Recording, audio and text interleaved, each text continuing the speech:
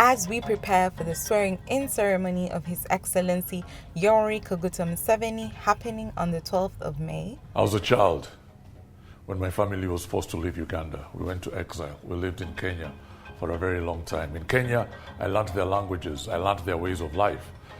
I learned everything I needed to learn to fit into the society, but I couldn't because I wasn't Kenyan. I was reminded all the time to go back to where I came from, which was Uganda, but I didn't know anything about Uganda. Just because there was no peace in the country, you see. That's why I was forced out.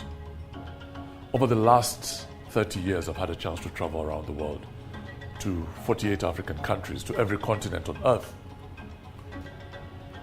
And here's the lesson I've learned in all this, that number one, living in a peaceful country is actually a privilege. That we can't afford not to have peace. But also importantly, this country, Uganda, is beautiful. It is peaceful. We have issues, we have internal contradictions, but for as long as we have peace, we will be fine. Let's protect this country. Let's protect the peace. What Uganda has and many of our neighbors do not have is peace. So let us continue being peaceful. Let us continue sending all our children to school. Do not leave the girls at home. Let the girls also be competitive. Let us continue benefiting from this regime that allows us to do business as we want to. So to the people, this is our opportunity. Another 5 years of peace. Let us continue on the legacy that President Museveni has put in place of empowering ourselves. Go and learn something. Go and start something. We have this opportunity. Uganda will join the ranks of oil-producing countries. This means that Uganda will hit the much anticipated fast oil or the start of production from the 2 projects that have been under development. The journey to reach this milestone has had significant impact on the country. We have 2 projects where we expect production to start. One is the Tilenga project, which is operated by Total Energies, and the Kingfisher project, operated by Sinok Uganda Limited. Production from these 2 projects is expected to go to the East African crude oil pipeline, and the crude oil, from where the crude oil will be exported from Uganda to the international market. These projects together are nearing completion of construction of the critical infrastructure. And from construction, they will go into the pre-commissioning and commissioning phases to simply test and ensure that everything is in check and ready to kickstart production. What is even more important is that the journey for Uganda to reach this critical stage has had an impact both on Ugandans but also on the communities where these projects are located. We have seen this impact in terms of Ugandans participating through contracts that are awarded for the different goods and services. Ugandans have acquired contracts up to $2.3 billion, and this is significant for the country. At the moment, we appreciate so much that Karamoja is at the same page with the rest of the countries in terms of peace and tranquility, and this has also boosted up the robust development that's happening in the country. So this is what we can pride in the 40 years, and I think all Ugandans should be pride in those 40 years.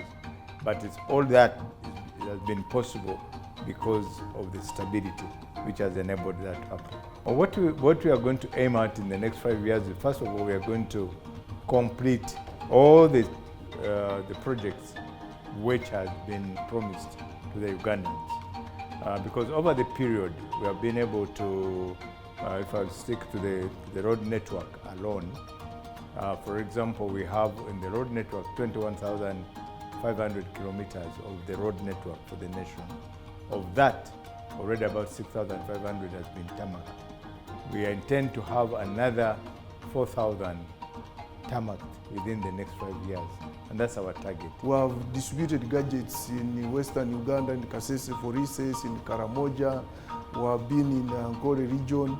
We give out phones, but they are not enough. We give normally 200, 300 phones to smartphones and gadgets to the population which cannot afford. All Ugandans should support the president these 5 years, and we see how we push our economy. We work closely with the other security organs of government to ensure that our country is safe from the criminal networks who launder proceeds of crime and finance terrorism or evade taxes. So the financial intelligence is a critical agency of government which supports tracing of illegal or illegitimate funds which destabilize the economy. So we are key as an organization which ensures that citizens, like the common man, is safeguarded from acts or activities of terrorism, and also those who launder proceeds of crime by stealing funds in the financial sector. When we were entering Kampala, those are 5 years back, the schools have improved, the hospitals have improved, and the markets have improved, and you are still improving the markets. But starting with, we should talk about roads, whereby you have improved a lot, and the street lightening in so many areas have improved. And Uganda became stable, secure, and peaceful. And there is no place in this country that has war or gunshots like it used to be before 1986. So that restoration of peace, security, and stability in the country was extremely important and very instrumental in having Uganda restored in the international files of honor. Before 1986, it was extremely difficult for us to be respected as a country. We had become a pariah state with no peace, no security, no stability, and Uganda was churning out a lot of refugees, not only into the region but also beyond. The ability to work with everybody has brought us this far for 40 years. His government in 1986 brought together all those armies that have been fighting him in the bush in those 6 months. All of them joined the National Resistance Army. We had a huge government of about 80 ministers. Why? Because Museveni said every person who had a faction he was leading somewhere should come with us together and we move forward. That is remarkable. Realized over time, for the first 4 years I took that docket, that the issue of infrastructure development in this country has been put at the forefront. When you look at our budgets and the input in matters to do with infrastructure, the road system and electricity, water, I think this is a tremendous achievement. And I believe this is the greatest achievement. Without infrastructure, basically, you have nothing to do. And then coupled with peace and stability, I think the NRM has achieved a lot. I'm here to testify about a government program which has transformed the lives of Ugandans, majorly the children who are disadvantaged. If it wasn't the universal primary education, I wouldn't have been where I am. So I'm grateful to the government of Uganda for this free education it has provided to us, because I'm a beneficiary and I count myself among those who have benefited greatly into this program. The 27 of us, yes, we went to an election, and this is not the end of the world. And one of us in our forum made it the president. And that is Yoweri Kaguta Museveni with the flagship of national resistance movement. But that's not the end. Uganda is still here. We must keep our country peaceful. We must keep our country peaceful, so that by the time you come as a president, you also find it peaceful. It's very important that our country remain peaceful.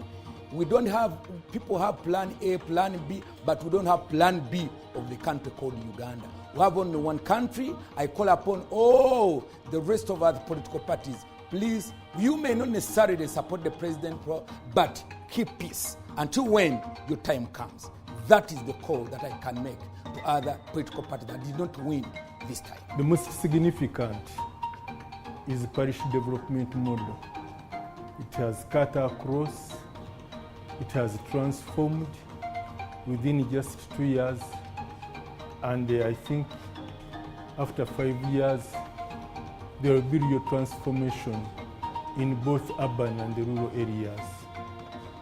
I can take an example of Jinja district, where we have got 350 million shillings, which we have given to 350 people.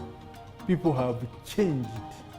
People have changed. There was somebody in Wairaka that was in cage farming, and he has really transformed. There is a lady in Butambala, Gombe Town Council, whom the president visited the other time, from a pair of goats now to dozens, and a cow, and coffee and bananas. People are really changing for better. With time, Uganda will be a promised land. FIA contributes to these broad aspirations of His Excellency the President, and we are committed to serve and ensure that as an agency responsible for fighting money laundering, we shall, together with other agencies of government, ensure that the next 5 years are in line with what the President has put forward to achieve during his new term. In terms of initiative, in terms of policy framework, even in terms of implementing laws and policies initiated at the region, Uganda takes a front seat in that endeavor. So we need to thank and applaud our President for being a champion, for being a voice, for being a face, and for being that person that takes the integration agenda as critical and most desirable way of managing the affairs of Uganda and the region. About the future of this country, with the President Museveni being sworn in again for another term. And I want to congratulate Ugandans for choosing to protect the gains of our God and also improve on them, both as a nation, but also as individuals. I want to thank all Ugandans. Let's all join on the 12th and celebrate the swearing of His Excellency the President. And we love him so much as our President, and we'll be able to be in this historical moment when we are swearing His Excellency. As we approach a milestone in our country where we're going to have our President sworn in for the next term of office, we look forward to enhancing and creating even more lasting value from the oil and gas sector into our country, Uganda, into the citizens of Uganda. We're all excited. I talked to the President myself. He has a big agenda and good will for this country. When you look at the manifesto as it is, in its form, before even implementation, there's no doubt that I think the NRM government, under the able leadership of His Excellency, the President, Yoweri Kaguta Museveni, our future is really bright.